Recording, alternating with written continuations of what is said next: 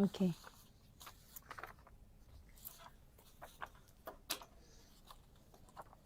Hai. Hai semua. Saya nutritionist Diba daripada bahagian pemakanan. Dan saya nutritionist Azlina daripada bahagian pemakanan Kementerian Kesihatan Malaysia. Assalamualaikum dan selamat petang semua. Hari ini kita dapat bertemu kembali ke dalam sesi sembang santai Nutritionist KKM. Tajuk pada petang ni memang sangat menarik lah. Kita akan bercerita tentang susu ibu permulaan terbaik, cegah bantut bersama-sama. Untuk pengetahuan semua, link borang kehadiran hanya akan diberikan di penghujung sesi perkongsian kita pada hari ini.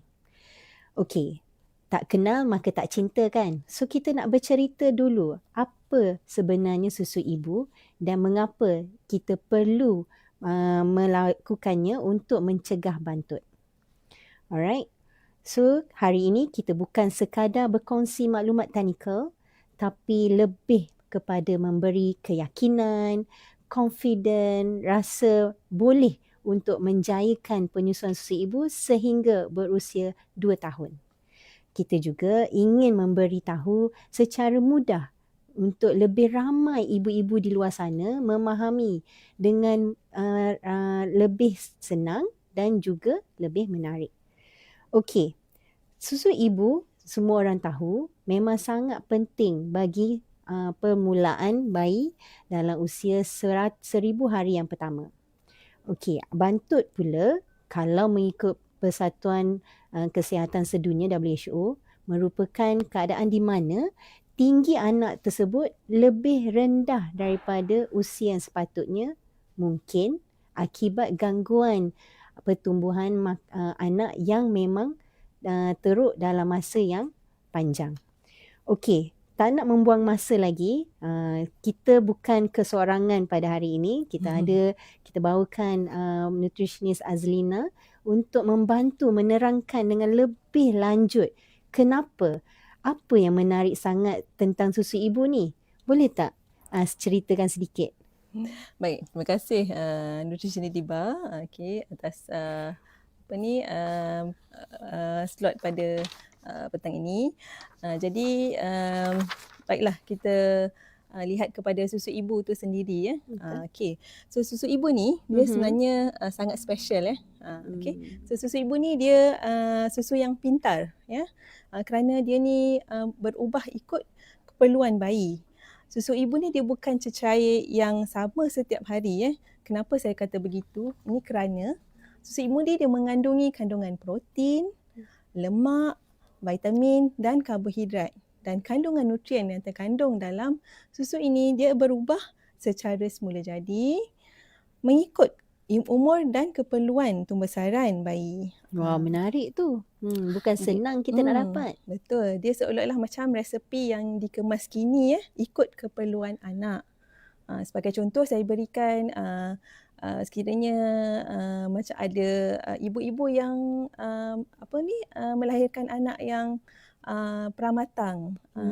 Jadi dekat situ mungkin ada kerisauan yang timbul sama ada susu tersebut cukup tak untuk anak tadi. Ya, kerana keadaan dia dilahirkan pramatang kan. Tapi sebenarnya susu ibu yang hadir bersama bayi tersebut ya sebenarnya mencukupi untuk pembesaran bayi tersebut. Jadi sebenarnya ibu tu tak perlu risau. Menarik ni. Selalu kita dimomokkan takut tak cukup susu disebabkan oleh lahir pramatang tadi kan? Betul Diba. Dan Diba tahu tak sebenarnya pada permulaan ataupun di awal pengeluaran susu tersebut kita akan nampak cecair itu berwarna kuning keemasan kan? Kuning keemasan kan Diba kan? Jadi cecair tersebut yang kita namakan sebagai kolostrum. Betul. Jadi sebenarnya kolostrum apa?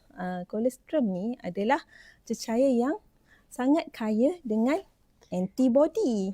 Sebab tu ramai yang gelarkan dia susu emas. Betul. Sinonim dengan warna dia jugalah. Jadi kalau kita sebut pasal antibody ni dia apakah fungsinya?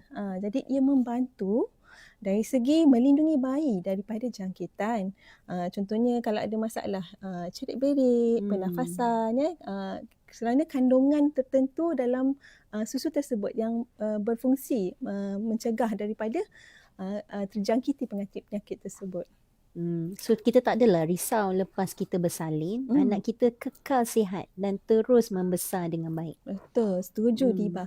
Dan selain daripada itu, susu ibu ni dia sebenarnya mudah diserap ya, sesuai untuk perut kecil bayi ya. Kerana kita faham sistem penghadaman bayi tu dia baru berkembang ya. Jadi susu ibu ni sebenarnya dicipta secara semula jadi supaya mudah diserap dan dihadamkan. Jadi setiap nutrien yang terdapat dalam susu tersebut ya dapat digunakan untuk membina badan dan tulang bayi tanpa membebankan perut dia yang masih kecil. So tak perlulah minum banyak sebenarnya. Kita selalu salah tanggap kan? Ya, selalu ingat macam susu saya sikit je cukup ke? Betul. Kan? Sebenarnya susu itu memang mencukupi walaupun sedikit kan? Alright. Okey.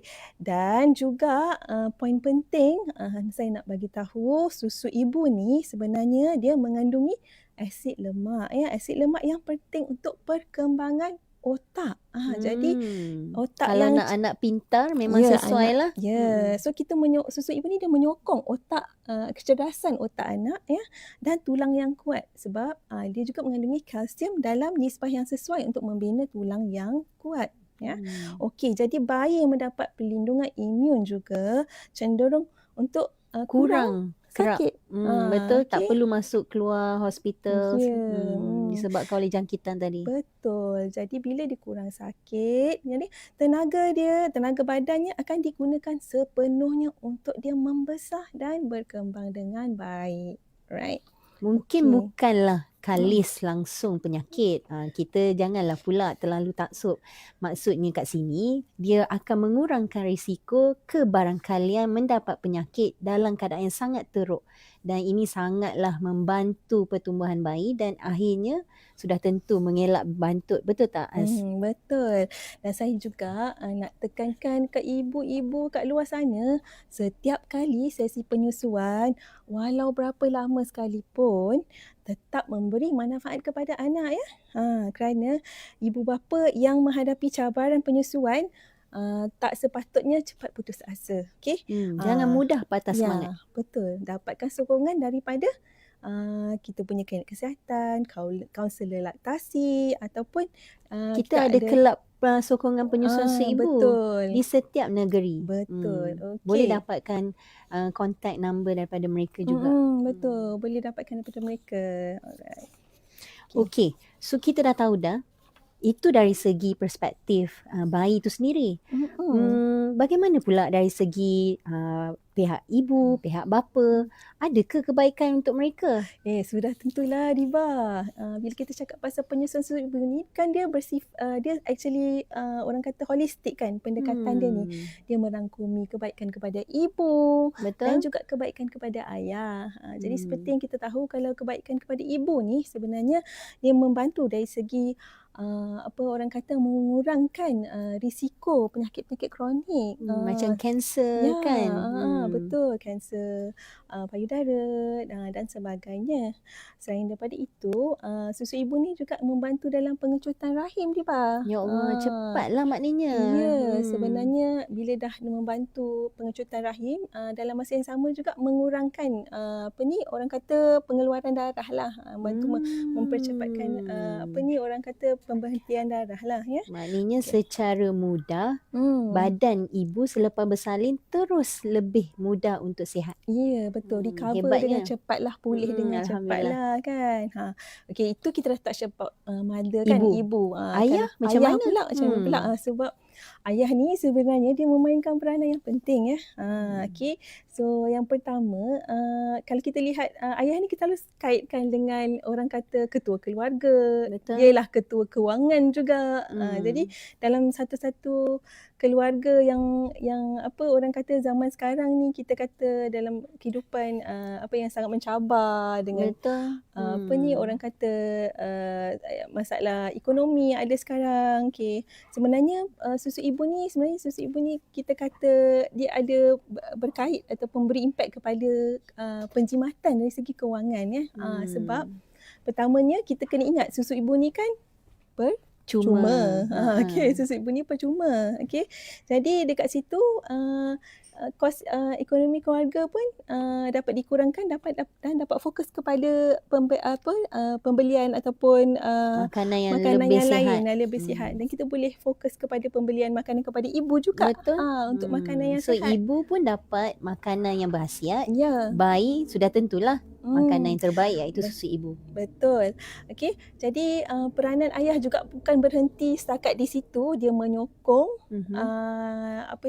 ibu tadi juga kalau dari segi persekitaran rumah dia memastikan, kalau ayah ni memastikan persekitaran rumah tu terjaga, Betul. hygiene, bersih. Jadi ibu tadi pun Si gembira. Gembira. Okey, dan dapat elak anak tadi daripada kerap sakit. Sebab bila dia gembira, susu ibu pun akan Lebih mudah keluar. Betul. Dia berasa tenang, selesa, selamat. Okey, sihat kan. Okey, anak pula jadi kurang sakit. Okey.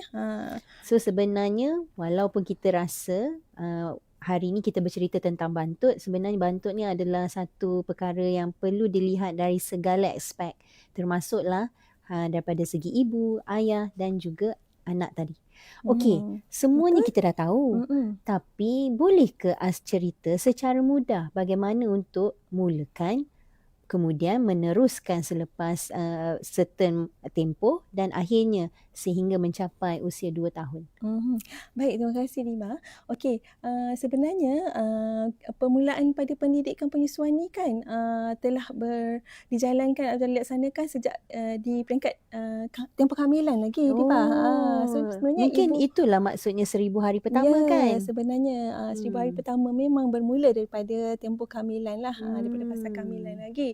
Jadi berkaitan dengan soalan Dibah tadi, sebenarnya dalam kita punya pendidikan penyusuan pun kita telah sebut berkaitan dengan early initiation of breastfeeding ataupun permulaan awal selepas bersalin. Jadi sebenarnya banyak kajian yang menunjukkan bahawa apabila kita dapat mulakan susu ibu sejurus selepas bersalin, itu akan membawa kepada kejayaan dari segi penyusuan untuk fasa-fasa yang berikutnya. Okey. Ini kerana kalau dalam permulaan penyusuan selepas bersalin tu sendiri, dia ada melibatkan sentuhan kulit ke kulit. Betul.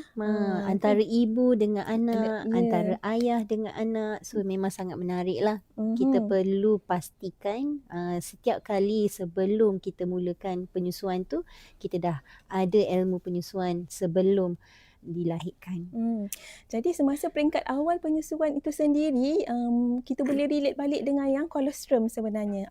Okay, kalau ingat tadi masa saya bercerita atau berkongsi tentang tentang susu ibu sendiri, pada permulaan susu ibu tu mengandung colostrum. Jadi dalam tempoh 1 jam pertama selepas bersalin, yang itulah yang fasa yang kita mahukan bayi kita mendapat antibody semula jadi tu ataupun so bukanlah susu basi tadi. So ingat, jangan buang susu yang pertama keluar daripada kita punya payudara.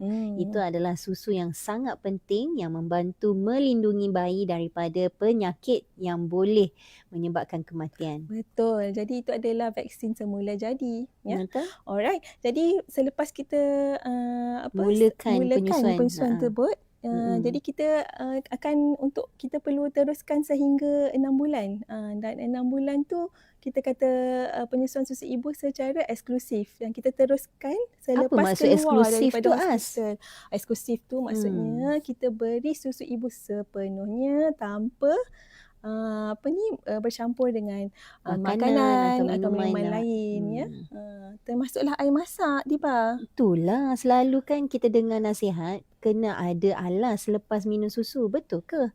Okey, Diba, sebenarnya air yang masak ni sebenarnya kalau kita relate balik dengan apa yang saya cerita tentang susu ibu ni kan dia mudah dihadamkan ya. Okey, dia adalah paling sesuai untuk perut kita. Sebab kalau air masak tu sebenarnya dia boleh mengandungi bakteria dan molekul yang ada dalam air masak tu agak besar dan dia tiada nutrien.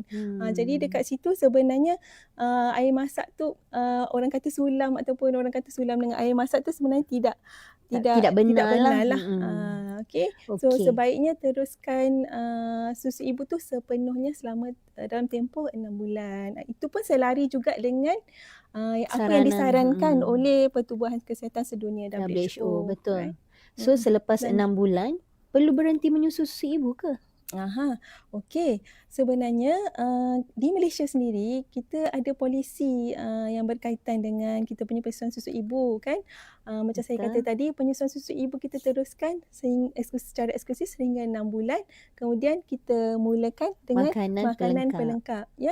Jadi dia komplement, dia bergandingan. Susu ibu tu kita teruskan sehingga bayi berumur 2 tahun dan bersama-sama dengan susu ibu tersebut kita berikan makanan pelengkap yang terdiri daripada yang seimbang, yang ada sayur, ada protein dia, ada karbohidrat dia, ada buah ya. So kita kena elakkan salah tanggap mengatakan lepas 6 bulan tak perlu lagi memberi susu ibu. Itu adalah salah tanggap yang sangat teruk lah. Betul.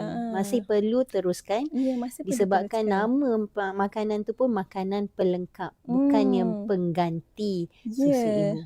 Betul. Jadi sebenarnya bila kita perkenalkan makanan pelengkap tu haruslah seimbang, padat dengan nutrisi dan kaya dengan zat besi. Dia akan bersama-sama dengan susu ibu tadi. Ya? Betul. Dan kita teruskan sehingga 2 tahun kerana susu ibu masih menyumbang kepada keperluan kalori dan nutrisi anak. Sekarang ni orang asyik bercerita pasal bantut. Apa yang sebenarnya berlaku semasa 1000 hari pertama ni?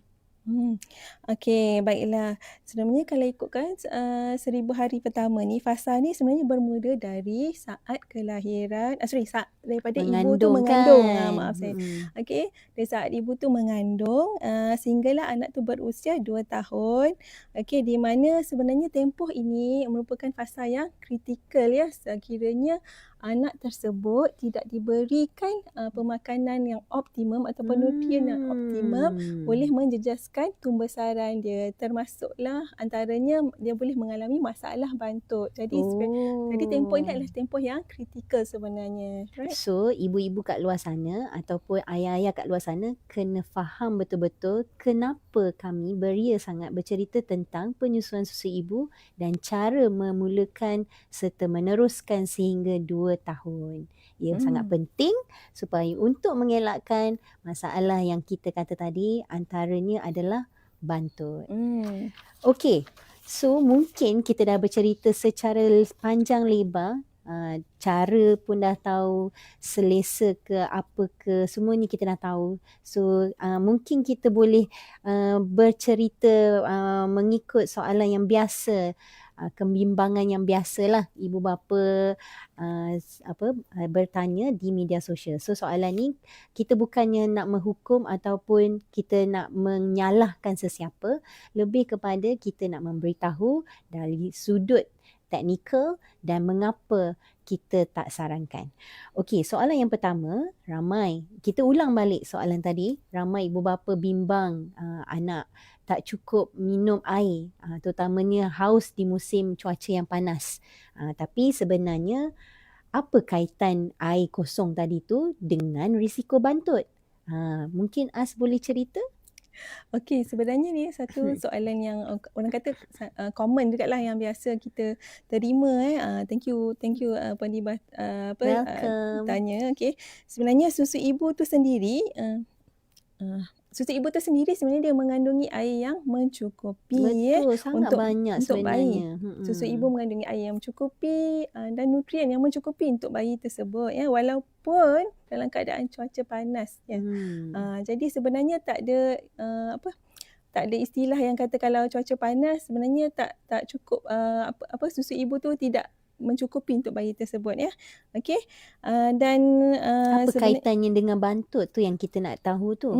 jadi memandangkan sebenarnya saiz perut bayi tu sebenarnya masih kecil, bila kita bagi makanan ataupun minuman yang selain daripada susu ibu, contohnya tadi kita kata nak bagi air masak tadi tu kan. Betul. Jadi air masak tu boleh mengambil ruang yang sepatutnya diisi dalam perut bayi tu dengan susu ibu yang penuh dengan nutrien.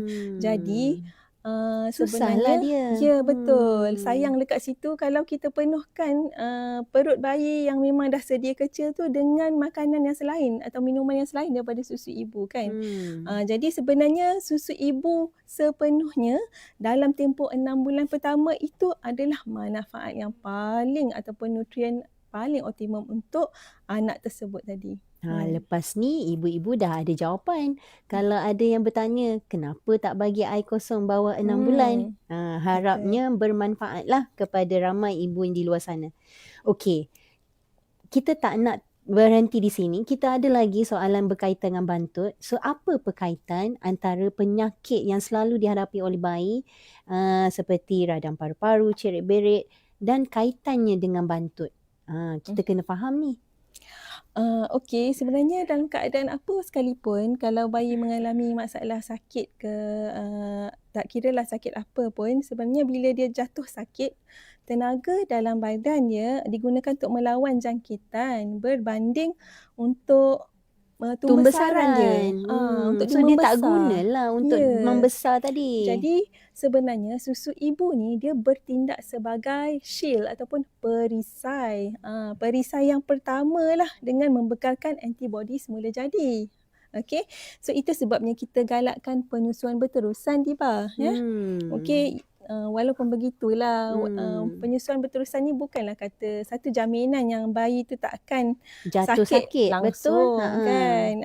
Tapi ya bila kita dapat teruskan penyusuan ni dia dapat membantu untuk kurangkan kekerapan dan keterukan jangkitan tersebut supaya tumbesaran anak tidak banyak terganggu. So sebenarnya kena faham, bukannya kita nak elakkan langsung daripada penyakit, cuma bila kurang penyakit dihidapi oleh anak tadi, sudah tentulah tenaga yang diberikan akan terus fokus kepada tumbesaran bayi dan akhirnya elak bantut. Itu soalan kita hari ini.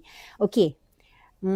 Sebagai ibu ni rasanya tak lari kot soalan adakah makanan yang kita makan hari-hari ni menghasilkan susu yang baik?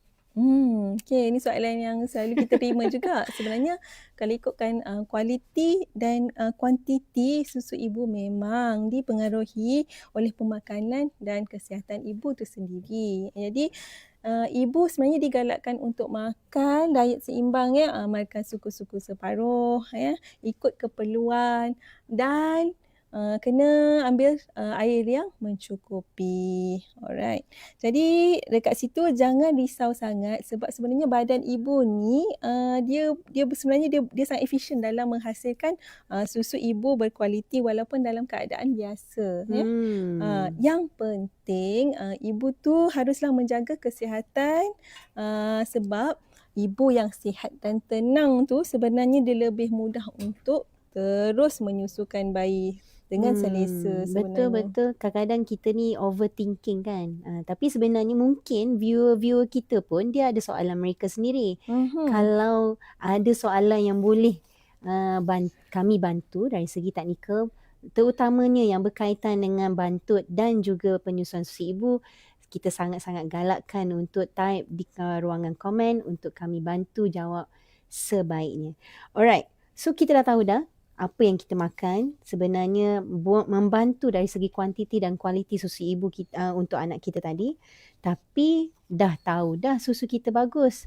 Tapi macam mana nak tahu anak kita cukup susu ke tidak? Okay, ini pun soalan yang selalunya ibu-ibu yang baru. Betul, yang baru melahirkan anak. Melahirkan yang tak ada pengalaman langsung.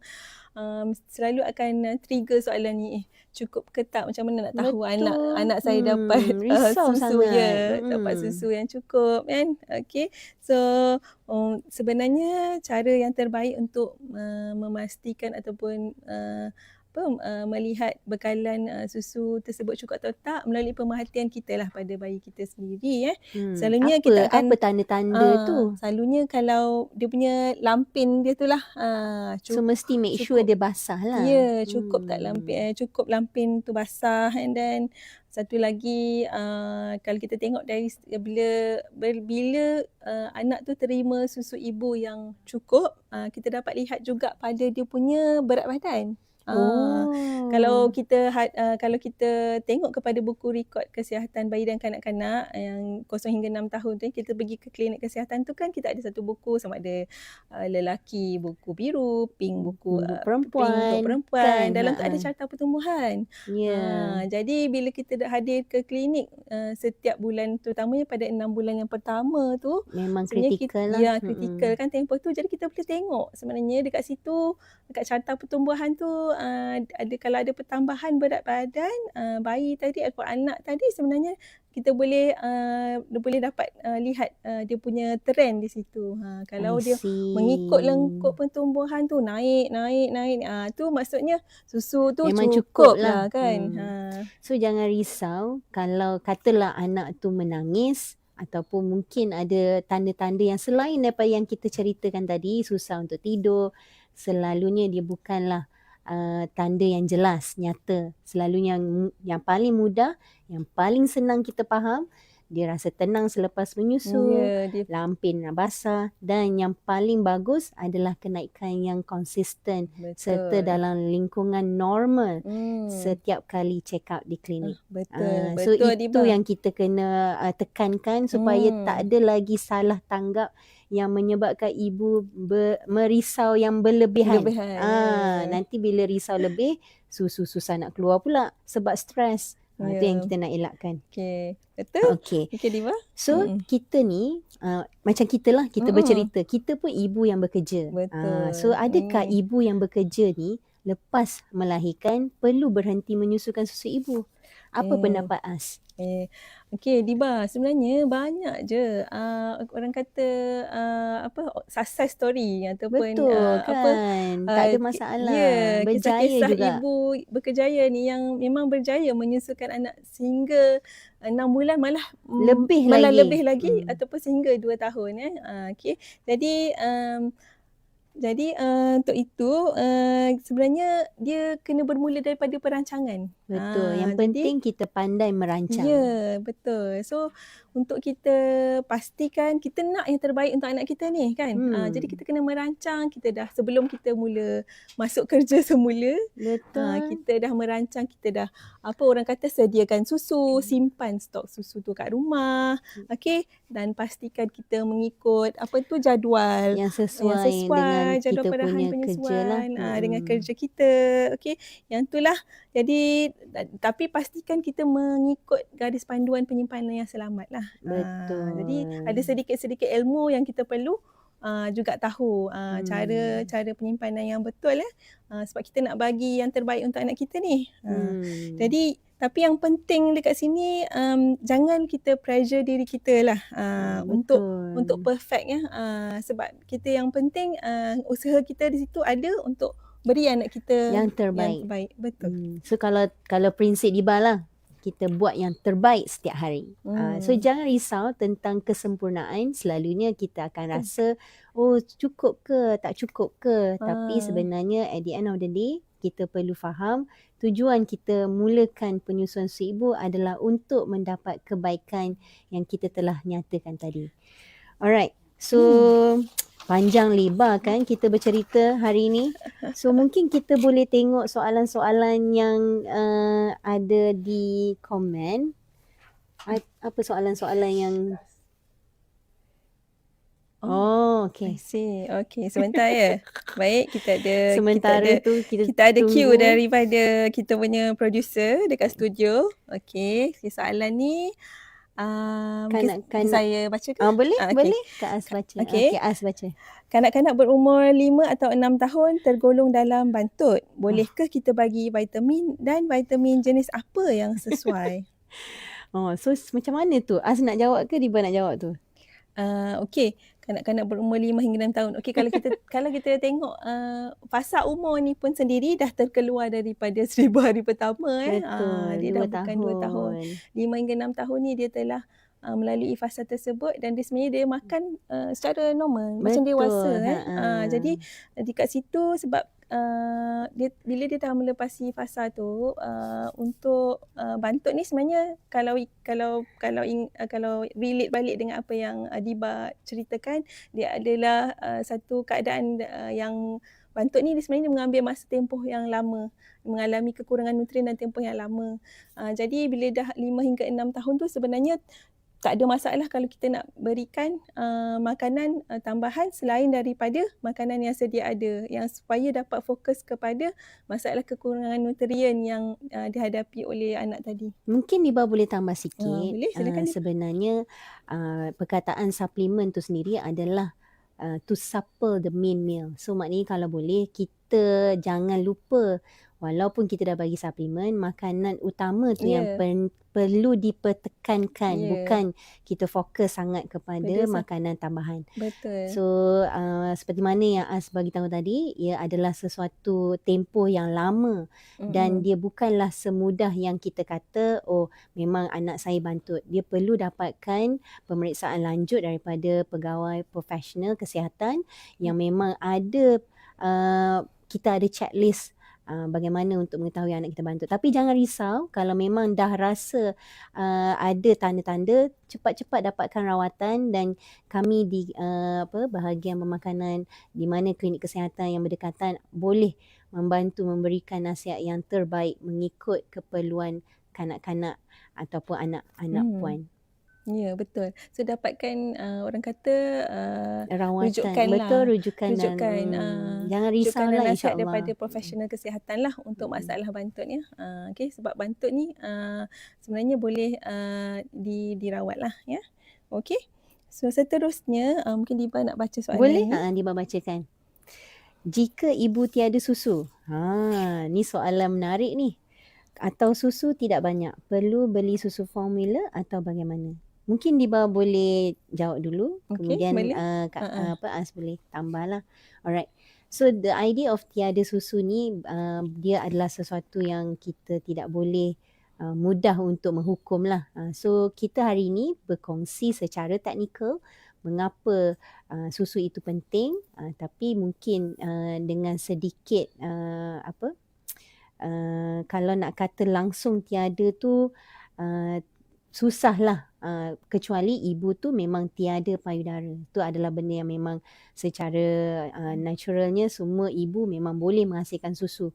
So cuma penghasilan susu tu dia dipengaruhi oleh banyak faktor. Sebab tu kalau kita memang mahukan penyusuan susu ibu, sebab tu kita beri tahu kebaikan susu ibu supaya ibu yang mendengar, yang berminat untuk menyusukan anak mereka akan meriliskan hormon untuk penghasilan susu ibu. So ni adalah satu proses yang sangat kompleks yang menyebabkan kita perlukan bantuan susulan daripada kaunselor laktasi ataupun mana-mana pengamal kesihatan di klinik kesihatan yang terdekat lah. Selalunya kita buat macam tu. So if let's say you are very worried, memang perlukan bantuan sokongan, dokongan, kami di klinik kesihatan memang ada lah. Dan sebenarnya kalau puan rajin, memang ada banyak kumpulan sokongan penyusuan susu ibu di setiap negeri.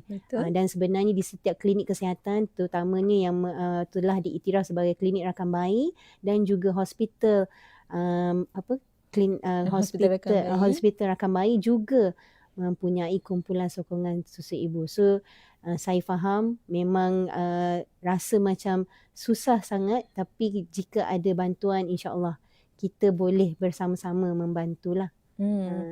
Jadi ialah untuk yang yang apa yang saya tambah sikit daripada Diba tadi, sebenarnya yang penting kita apabila kita mahukan yang terbaik untuk anak kita, kita boleh dapatkan bantuan tersebut sebenarnya. Boleh. Jadi jangan putus asa, boleh rujuk kepada klinik kesihatan ataupun mana-mana orang kata anggota kesihatan yang ada khidmat yang boleh kita dapatkan, khidmat laktasi untuk kita cuba orang kata Dapatkan solusi yang solusi yang sesuai bersesuaian. berkaitan dengan susu tadi, susu ibu tadi. Right? InsyaAllah ada ruang dan Ada, peluang insyaAllah. betul. Benda tu boleh diusahakan ya. Alright. Okey. So, Jadi seterusnya okey, banyak seterusnya soalannya.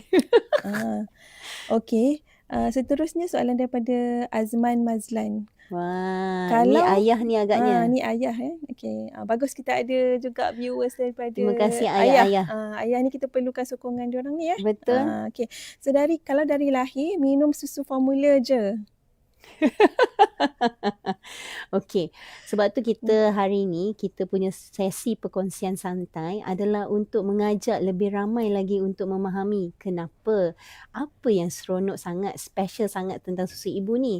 Dan tadi kita pun dah kupas dari segi anak, dari segi ibu, dari segi ayah. Kalau rasa berminat dan ingin mengetahui cara untuk memulakan penyusuan walaupun mungkin bayi itu sudah besar ataupun sudah berada di usia yang bukan lagi awal kelahiran, boleh macam apa yang Az dengan Iba cakap tadi, dapatkan bantuan susulan daripada mana-mana kaunselor yang berdekatan dengan tuan. Itu Diba punya saranan lah. Tapi it's okay. Kalau ini adalah apa yang tuan nak, tak ada masalah, kita boleh cuba bantu. Yang penting kita cuba dulu. Okey, baiklah. Soalan yang seterusnya. Tanda-tanda terbantu sendiri. Oh, okey. So, you want? Macam mana? Okey, daripada Suri Captain. Okey. Suri Captain. Macam mana Macam mana kalau ibu makan ubatan dalam fasa 0 hingga 24 bulan? Bolehkah teruskan susu? Okey. Yang ini fasa 0 hingga 24 bulan maksudnya masa dalam bayi tersebut dalam tempoh 0 hingga 2 tahun lah. Betul. Tak ada masalah sebenarnya kalau ubat-ubatan tersebut tidak mengganggu dari segi penghasilan susu, tak ada masalah untuk teruskan makan ubat tersebut. Selalunya kita akan cuba maklumkan kepada doktor yang memberi preskripsi ubat tu, terutamanya yang akan mempengaruhi nilai ataupun penghasilan susu. So memang kena tanya dululah. Tapi kalau hampir kebanyakan ubat-ubatan yang biasa diambil adalah selamat dan boleh diambil oleh ibu yang menyusu. Tapi jika puan masih risau, perlu dapatkan nasihat daripada klinik kesihatan betul, yang memberi preskripsi ubat tu lah. Betul.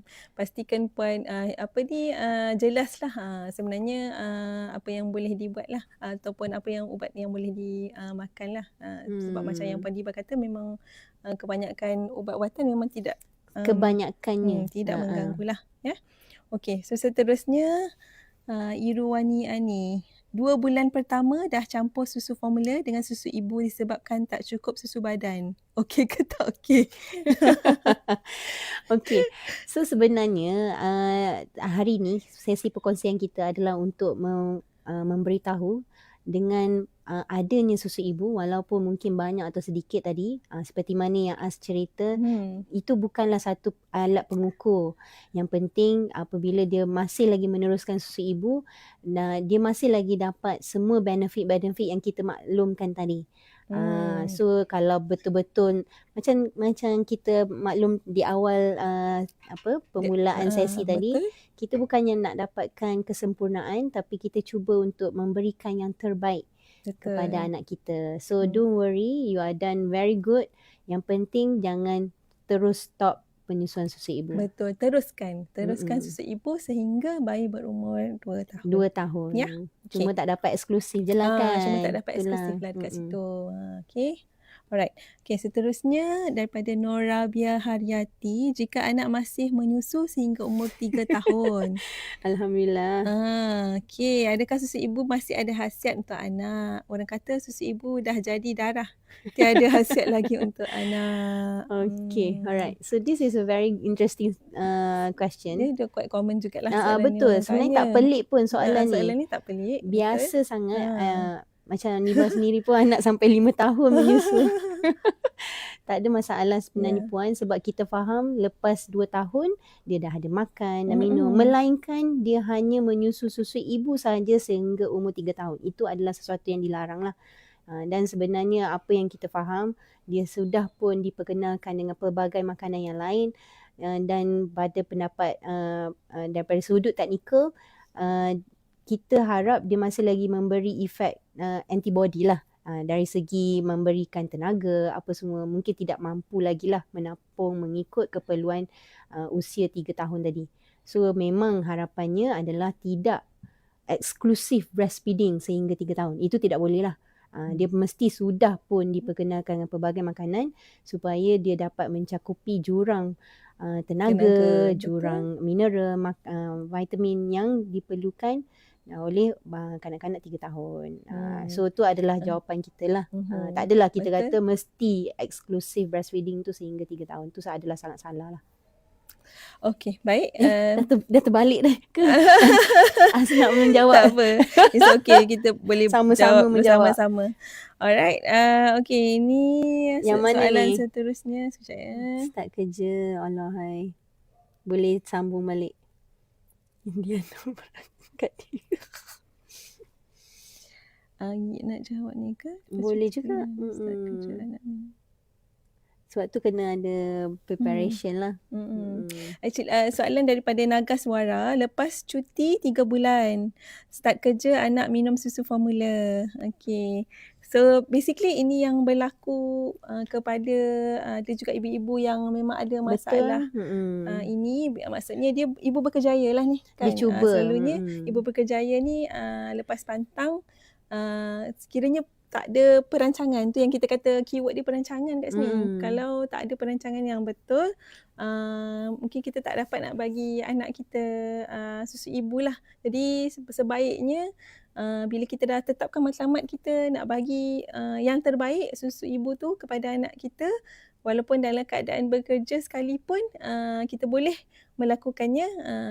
Kita ada banyak juga macam testimoni ataupun bukti-bukti even doktor ataupun nurses yang bekerja ikut shift pun boleh menjayakan penyusuan tersebut lah. Jadi mungkin ibu sebaiknya perlu merancang lah. Merancang maknanya dari segi penyimpanan susu, bagaimana dari segi kalau bekerja jauh tu adakah boleh nak hantar bekalan susu tu. Mungkin ada pelbagai alternatif yang kita ada sekarang. Pada zaman teknologi ni mungkin kita boleh dapatkan bantuan dan juga perlu orang kata sokongan lah sebenarnya. Sokongan tu sangat penting lah. Pepatah orang Inggeris, it takes a village to raise a child. Sebenarnya puan jangan mudah putus asa. Jika ini yang puan mahukan dan kita maklumkan sebenarnya memang ada bantuan lah, support daripada klinik kesihatan terutamanya yang memang telah diiktiraf sebagai klinik rakan bayi, hospital yang telah diiktiraf sebagai hospital rakan bayi, yang mana mereka memang ada kumpulan sokongan yang boleh membantu dari segi memberikan input, memberikan sokongan bagaimana untuk meneruskan penyusuan walaupun sudah mula bekerja. Dia mungkin macam kena buat satu topik lain lah kan. Panjang lagi kalau nak cerita pasal pengurusan susu. Pengurusan laktasi betul. ataupun pengurusan susu ibu So jangan susah hati puan. You come in the right place. Yang penting kita cuba dulu. Mana? Buat makanan. So nak menjawab. Kita nak skip. Boleh ikutlah. Menarik ni, nampaknya begitu hebat. Kita cuba jawab sebaik mungkin lah. Okay. Kita pilih lah yang mana kita rasa berkaitan dengan bantut dan susu ibu. Yang mana? Apakah yang kita boleh suggest pada ibu yang tengah menyusu? Tak ada kan. Sebenarnya ini lebih kepada mindset ibu. Okey, nak jawab? Boleh soalan yang ni Boleh. daripada Andre Dre. Andre Dre. Selain ubat pemakanan, apakah boleh kita suggest kepada ibu yang tengah menyusu untuk tambah jumlah susu ibu tersebut? Apakah selain ubat pemakanan? Okay. Selalunya Selain ubat kita tak pemakanan, ada lah apakah? milk booster ni. Selain ubat pemakanan, apakah? Maksudnya selain daripada ubat pemakanan, apakah yang kita boleh suggest kepada ibu yang tengah menyusu untuk tambah jumlah susu ibu tersebut? Kita panggil lacto Boleh, tapi sebenarnya setiap individu dia punya kesan dia adalah berbeza-beza. Ya, betul. Dan kita tak pernah ada satu rumusan lah pemakanan yang mana yang paling terbaik untuk meningkatkan penghasilan susu ibu. Sebab kadang-kadang mungkin orang tu tak suka, tapi orang yang ini suka makanan tersebut, dan walaupun makanan yang sama, dua orang berbeza yang makan, penghasilan susunya berbeza-beza. Dan ini juga bergantung juga dengan usia bayi tadi. Kalau bayi tu memang baru lahir, sudah tentulah susunya sesuai dengan usia baru lahir berbanding dengan bayi yang memang sudah mula makan ataupun memang sudah berjalan, yang mana keperluan susu dia mungkin sedikit berkurangan berbanding dengan bayi yang baru lahir tadi.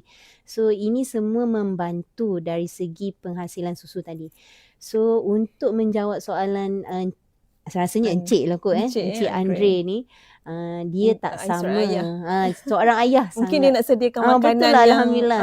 That's mungkin good. dia nak berikan makanan yang terbaik lah. So kalau jawapan untuk saya, isteri dia. betul, Alhamdulillah. So Kan? kita nak makanan yang menggembirakan isteri tadi. Kalau boleh berikan makanan yang cukup dari segi nilai protein, yang mana kita kata bagus dari segi nilai biologinya, dan yang lain seperti karbohidrat dan juga sayur-sayuran. So itu adalah benda yang sangat penting untuk diamalkan supaya bila ibu tadi tu dalam keadaan yang cukup nutrien, cukup vitamin, sudah tentu penghasilan susu dia sangat cukup.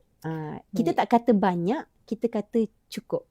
Sebab kadang-kadang bila kita salah tafsir banyak ni, habislah semua benda nak kita banyak. Sedangkan banyak tu tidak menjamin bayi tadi tu mendapat tumbesaran yang optimum. Cukup tu lebih penting. Jadi kalau nak orang kata cukup tu, sebenarnya ikut je kita punya pinggan suku-suku separuh tu sebenarnya. InsyaAllah kat situ pun dah cukup. Kalau dapat ikut pemakanan seimbang ikut suku-suku separuh. Betul. Okey, baik. Macam makin hangat soalan-soalannya. Kalau soalan seterusnya yang mana? Okey. Walaupun dua soalan akhir. Okey. Nak ambil yang the last two ke? We are going. Okay. So the last two soalan yang kita try for last two je. Last two, okay. Bukan, maknanya tak kisahlah, tapi dua je. Can choose lah. Okay. Sekejap ya.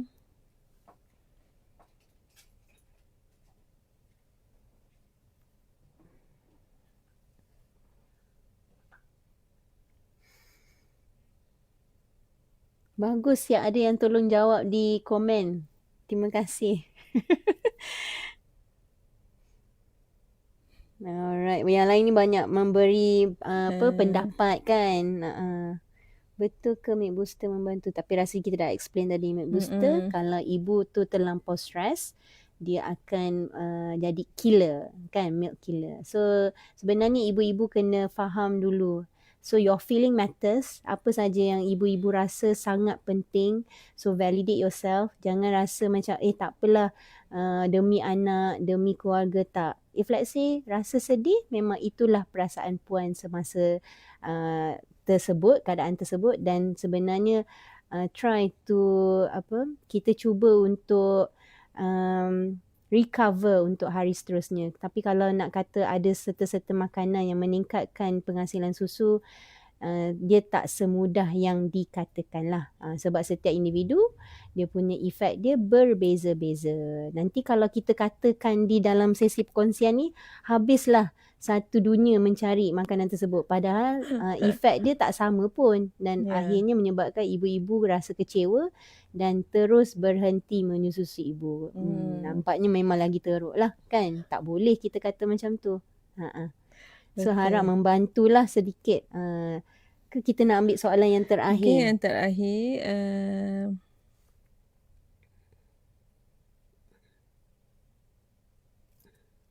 Sebab ni dah banyak cerita kan. Tapi ini dari segi pengalaman saya rasa. Betul.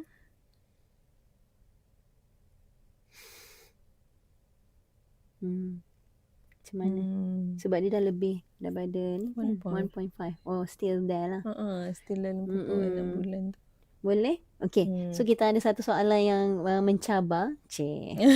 Daripada Nadia Fatin. Kalau anak dah masuk 1.5 bulan sudah mula melasak.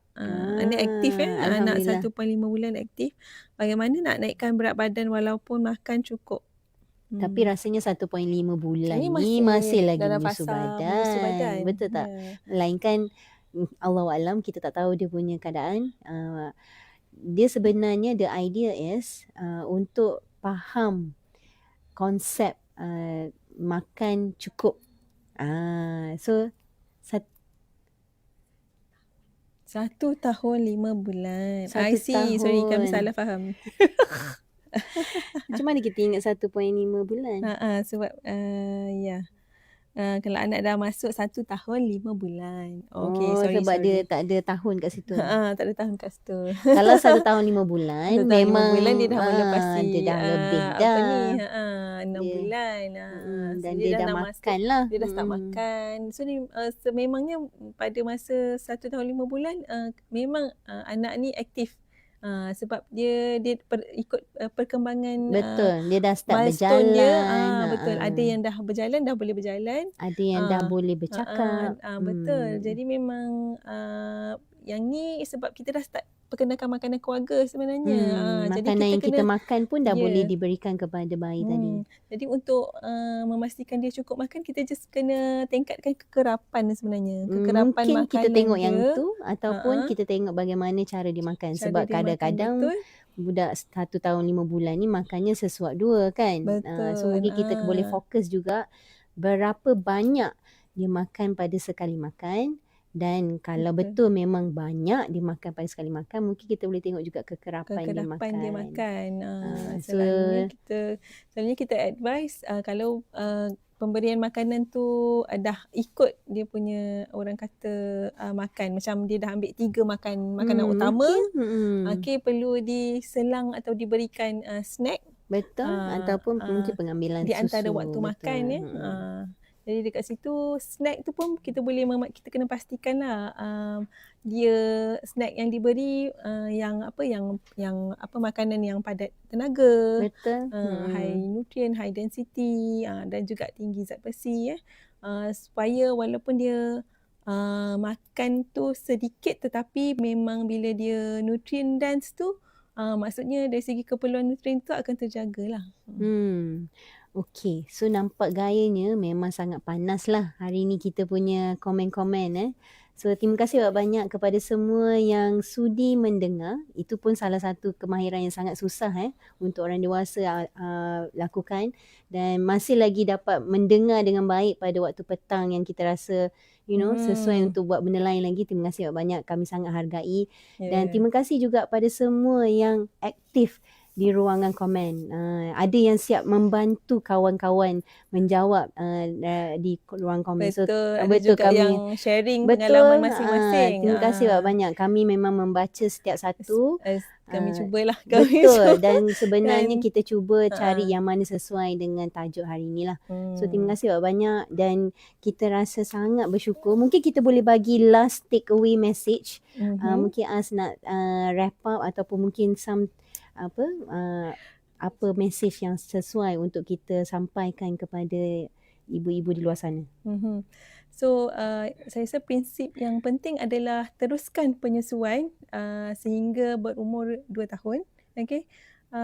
Dan di samping itu sokongan keluarga Betul, termasuk kan? suami, ibu bapa juga memainkan peranan yang penting ya. Betul. untuk ibu berkerjaya mungkin sokongan tu agak berbeza jugalah, sebab dia ada persekitaran tempat kerja juga yang perancangan kan. dia pula ada perancangan. Orang kata kalau ibu berkerjaya yang memang orang kata berjaya menyusukan anak tu dengan susu ibu, sebenarnya orang kata very smart woman lah, sebab dia memang multitasking and everything. Betul, kan. alhamdulillah. Okey, cuma satu je saya nak berikan sedikit lah orang kata call to action lah sebenarnya. So tak kira di mana anda bermula dalam perjalanan penyusuan ni, sebenarnya setiap langkah kecil yang anda ambil hari ini adalah pelaburan untuk masa depan anak anda. So ia adalah satu pelaburan investment for your child in the future. Jadi yang mana message-message positif yang tuan-tuan, ibu ayah semua dapat daripada sesi ini, kami harap dapat kongsikan kepada ibu bapa di luar sana lah, supaya dapat lebih menjayakan ramai lagi, betul. dapat lebih ramai lagi dapat menjayakan penyusuan susu ibu ni. So sebenarnya jangan risau, walaupun mungkin tadi ada juga kita punya viewer yang tanya dah 2 bulan, dah 3 bulan. Jangan rasa gusar kalau inilah yang apa yang kita cuba nak beri kepada anak-anak kita, why not kita mulakan sekarang. Ya, betul. Walaupun kita dah beritahu cara untuk mulakan seawal sejam selepas kelahiran, tak semestinya kita tu telah gagal. Ya, betul. So yang penting kita teruskan je, walaupun kita sudah bermula di tengah-tengah. Yang penting biarlah sampai 2 tahun. Dan memang menyusu sampai 3 tahun, jangan risau. Teruskan, yang penting masih beri makanan. Itu yang paling penting sebab dia dah besar. Okey, so nampak gayanya, terima kasih banyak. Terima kasih juga dekat itulah Liba. rasanya luar biasa petang ni. Terima kasih banyak. Rasa kita dapat banyak input dan sebenarnya Liba pun banyak belajar daripada sesi perkongsian pada hari ini.